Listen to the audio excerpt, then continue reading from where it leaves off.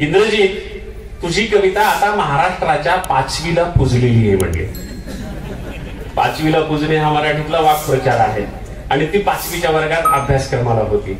5वीला पुजणे म्हणजे जी गोष्ट टाळून पुढे जाता येत नाही तिला 5वीला पुजली असं आपण म्हणतो.